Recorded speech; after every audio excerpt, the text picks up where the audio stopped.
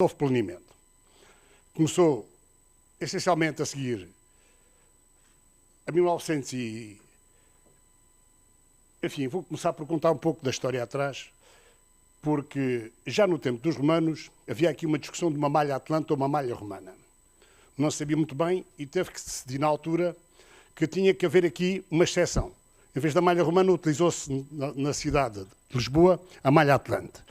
Mais tarde, em 1500, fruto de um terremoto que houve na cidade, criou-se a expansão com o urbanismo do siglo de ouro e em 1531 começou-se a fazer, na expansão do Alto Santa Catarina, uma área que foi o bairro Alto com o urbanismo do siglo de ouro. Uma exceção. Mas depois do terremoto de 1755 também houve uma exceção. Fez-se a Baixa Pombalina. Muito perto agora, quando se decidiu a Expo, também houve uma exceção, porque havia que resolver problemas da cidade, havia que resolver problemas estruturais no país e fez mais ou menos uma cidade modelo na expansão, sempre na expansão da cidade de Lisboa. E o que eu vou referir aqui é que isto é a imagem da área metropolitana de Lisboa, que é mais ou menos um quarto da população do país. É aqui, aliás, dizia-se sempre que Portugal é Lisboa e o resto é paisagem. O que é que eu quero dizer? Que, ao longo de séculos, a expansão planeada é um efeito multiplicador daquilo que é a sustentabilidade da vida da cidade, do urbanismo, da arquitetura e da construção. Bom, chegamos agora a um território que tem 500 mil pessoas que andam aqui todos os dias, que entram na cidade de Lisboa. Meio milhão que anda aqui. Mas outro meio milhão são turistas, que invadem a cidade e que já entupiram os acessos à cidade. Então o que acontece? Todos nós olhamos para este estuário do Tejo e há uns anos, com o PDM de Lisboa, já houve aqui uma série de gente que pensou a cidade muito bem e a seguir à Segunda Guerra Mundial houve um senhor, um polaco, que foi convidado, o de Grohr, em 1948, para organizar o centro da cidade de Lisboa, que é mais ou menos daquilo que era o Terreiro do Paço até o Marquês de Pombal, muito contido, uma cidade muito contida, que tinha 250 mil habitantes e que, de facto, tinha umas periferias, inclusive a zona onde estamos, era um outro concelho. O que é que acontece? Perante isso, hoje herdamos uma situação que, além de ser aglutinadora e ter um grande problema naquilo que é a expansão da cidade e o ordenamento da cidade, não podemos pensar só numa margem. Então há uma cidade aqui que tem duas margens. Estamos sempre, do ponto de vista turístico, a olhar da zona ribeirinha à Almada. Quem tem Almada está a ver a cidade de Lisboa, a qualidade da cidade, uma cidade que é conhecida pela cidade da paz, da luz e do espírito. Foi assim que foi conhecida no mundo. Da paz porque estavam os conventos todos, as igrejas todas, e porque faziam aqui os tratados de paz. A relação espiritual é o mundo de todas as comunidades religiosas que vinham para Lisboa. E da luz parece que é fácil. Uma cidade está exposta a sul, o sol bate no plano d'água e cria aqui uma luz difusa com tons de pastel, uma cidade colorida, com vida animada. Bom, perante isto tudo há uma atração turística forte.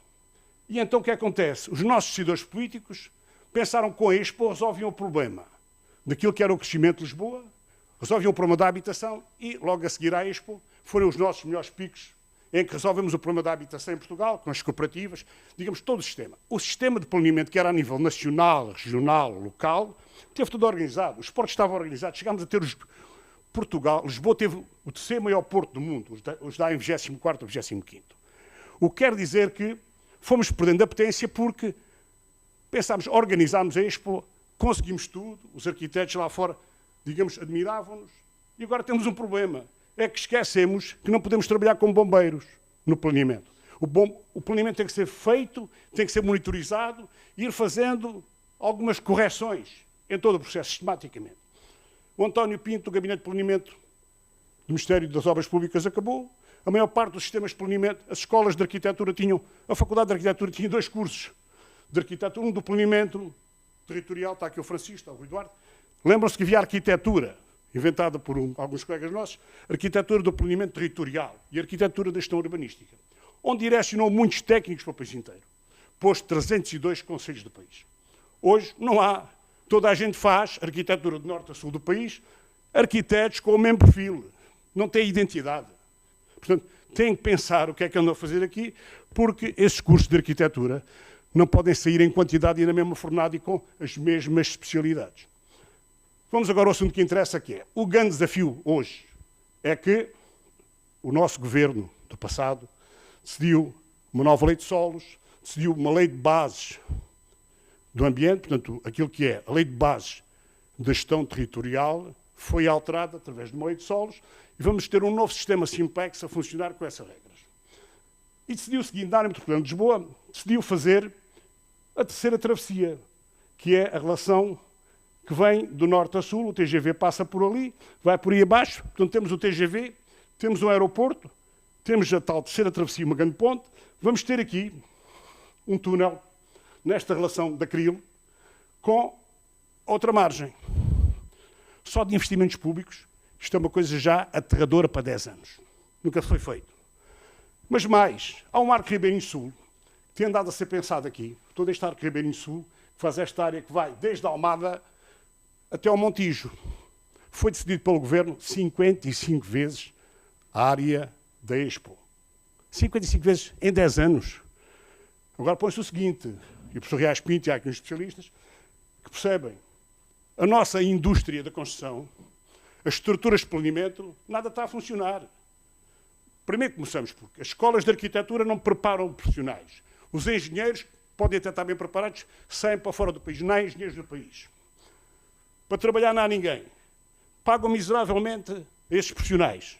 Quando aqui pagam 800 ou 900 euros, na Alemanha, na Suíça, pagam 4.000. Bom, e então vão buscar essas empresas para fazer o trabalho aqui? Não fazem certeza. Então temos uma opção. Só podemos ir aos indianos, aos chineses e arranjar uns módulos mais rápidos de planear e programar. O que eu sugiro é que se comece a pensar que esta área metropolitana tem 3 milhões, mas onde vive mais ou menos 50% das pessoas em zonas clandestinas. As zonas clandestinas, de acordo com a lei agora, qualquer pessoa pode vender a sua cozinha clandestina porque não precisa de licença de utilização. Mas é 50% da habitação que está para resolver. Tem lá gente, ou pode ter gente. Portanto, aqui a questão que deixo é mais para um debate pequenino, mas perceber que a expansão planeada pode ser efeito multiplicador para resolver alguns problemas do país. Obrigado.